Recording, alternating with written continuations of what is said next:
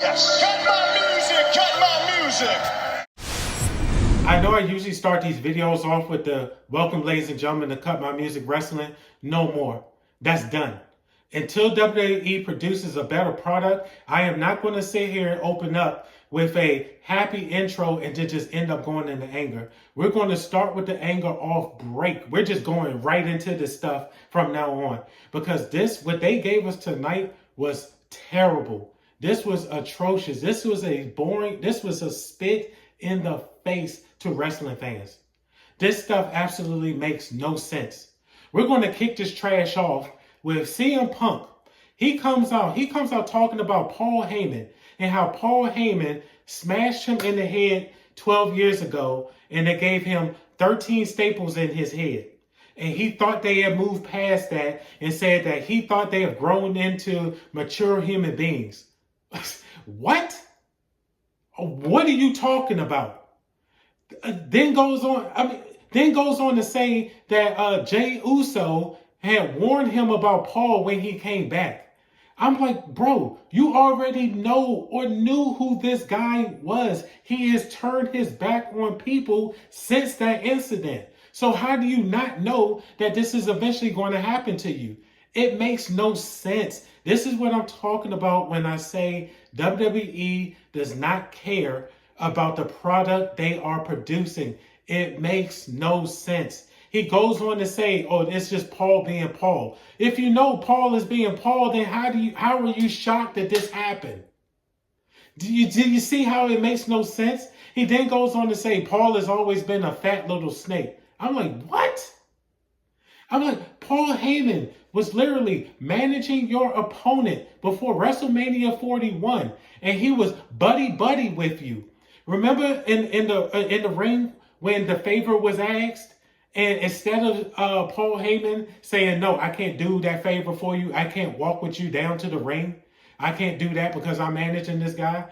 Then he just sat, and then Roman just looking at Paul when he accepted the offer to walk him down the ring. I'm just like, what is this stuff? I don't understand it. If anybody understands it, please put it in the comments. Help. Maybe I'm just stupid.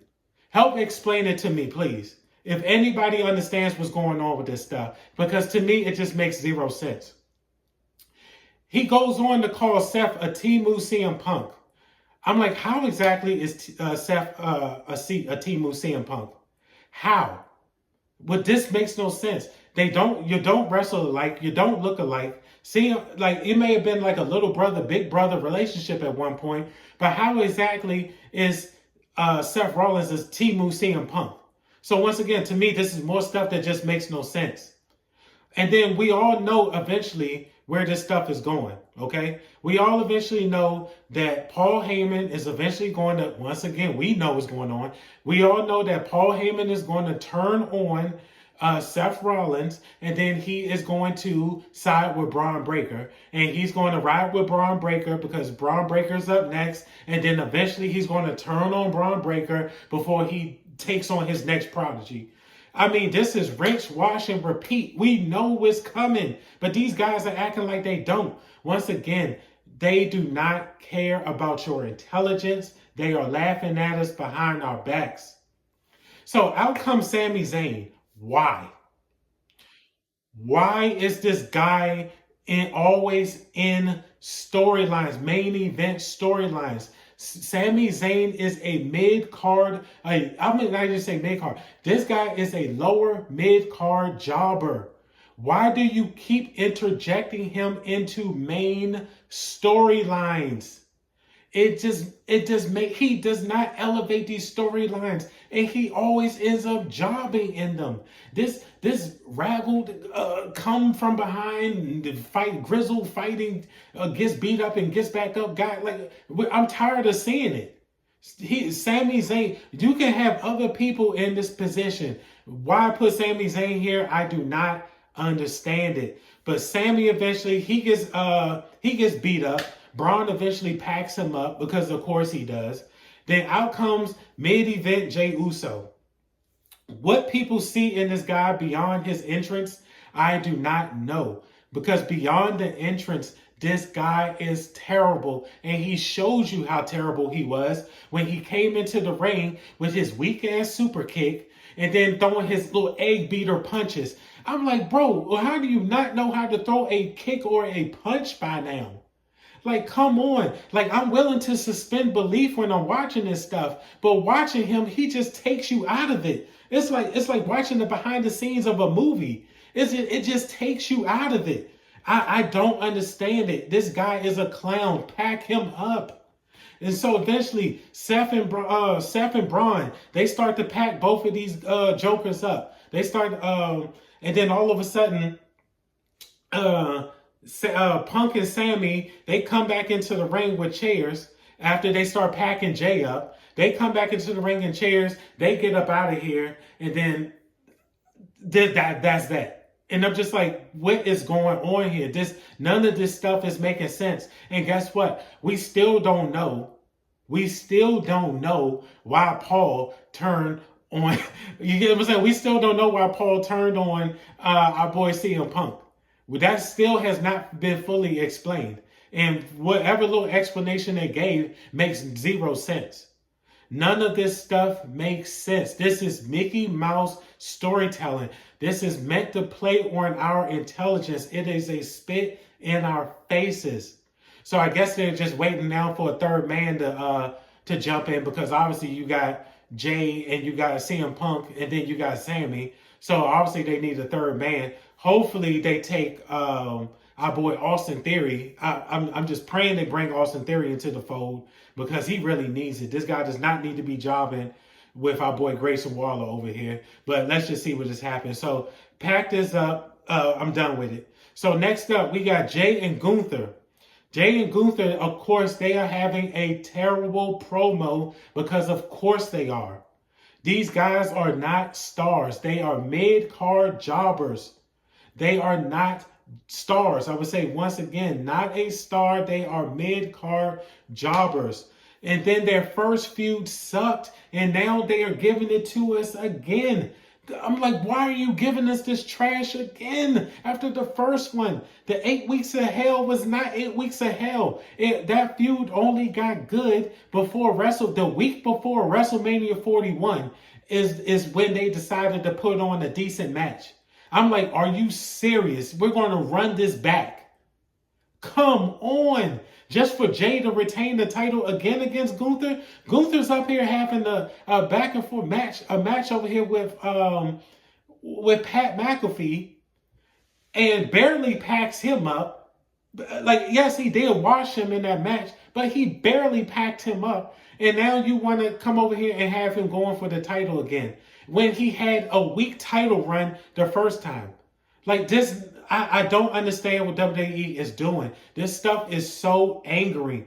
These people are not stars. They are jobbers. All of these people are jobbers. And people who were once stars are now starting to look like jobbers because of the weak storytelling. This is how terrible this trash is. Next up, we got the backstage segment. They got Ludwig. I was like, oh, please don't have Ludwig cut a promo. I am not ready. I was like, this is just going to be icing on the cake if they have him talk. But of course, this was just a lead up for them to pan over, and we hear a pipe hit the floor. Obviously, Braun is standing over Jey Uso because Seth needed him to do him a favor. So he packs up Jey Uso on the ground. Everybody comes running in to check on Jey. This is terrible. Once again, pack this up. This just adds on to the trash of the show. It just adds on to it. It just compiles onto the trash show. Okay? So next up, we got Dom. This really angers me. So earlier in the night, Dom confronts Finn about why, he took so long to, why he hesitated and backtrash to beat up Penta, right?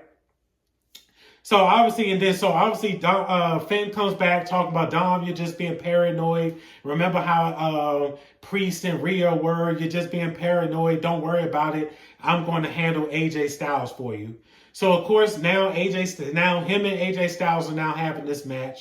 And of course, this is a mid-match. AJ, you can tell, is slowing down. Finn is just there to job at this point.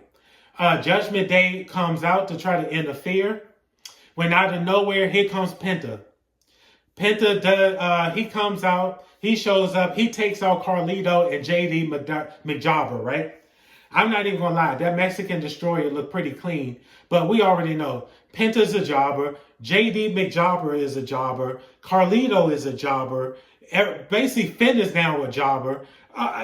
Once again, none of this stuff is any good. And now they're making AJ look like a jobber. I'm completely done with this trash.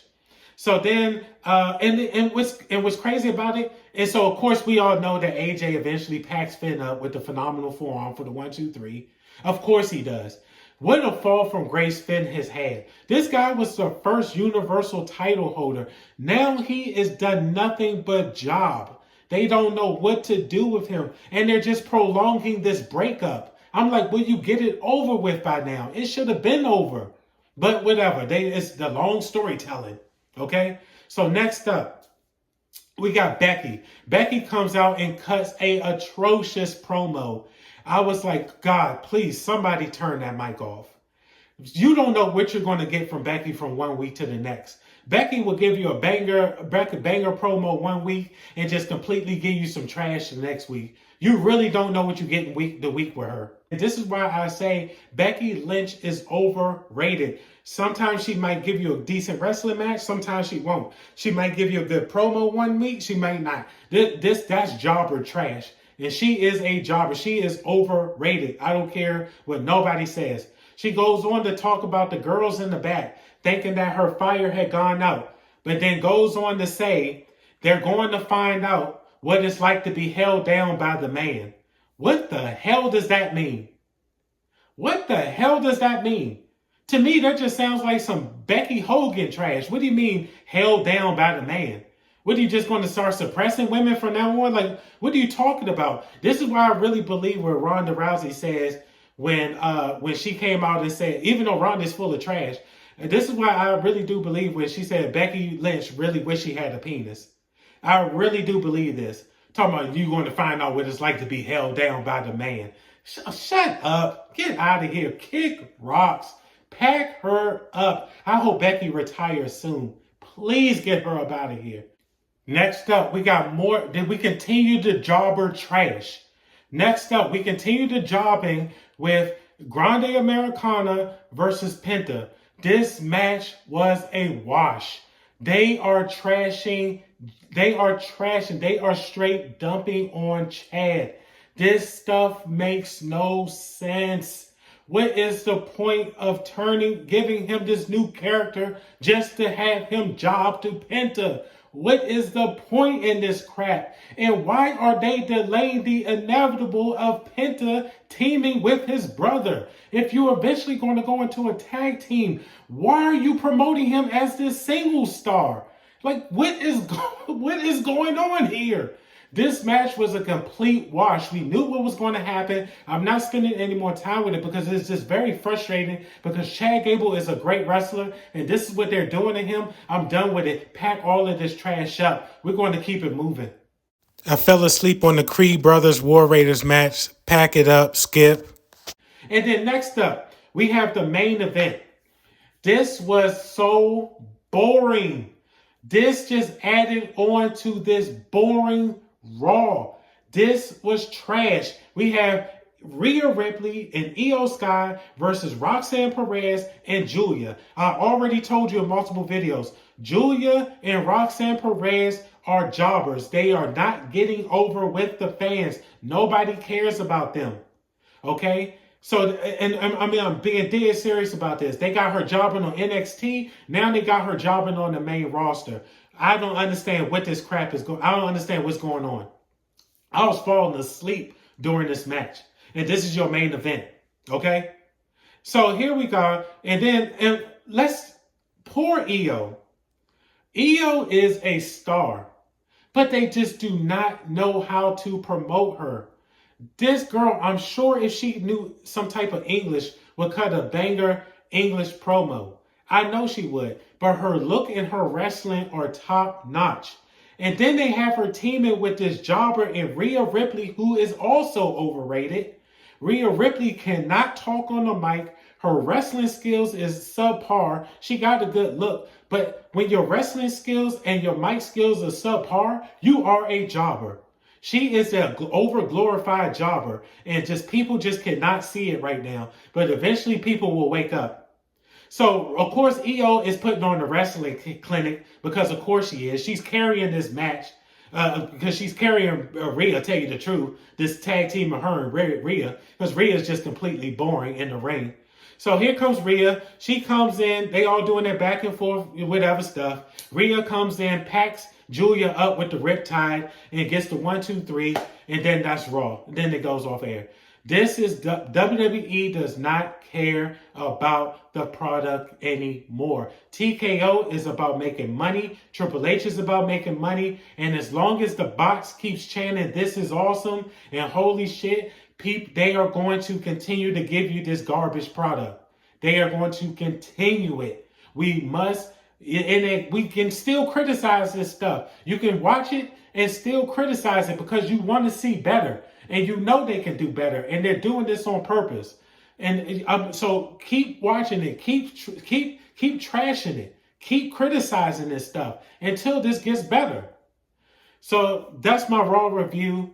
Absolute trash. This is a 2 out of 10. Let's just give it a 1 out of 10. Every single thing from the promos, from the backstage segments to the matches was just complete trash.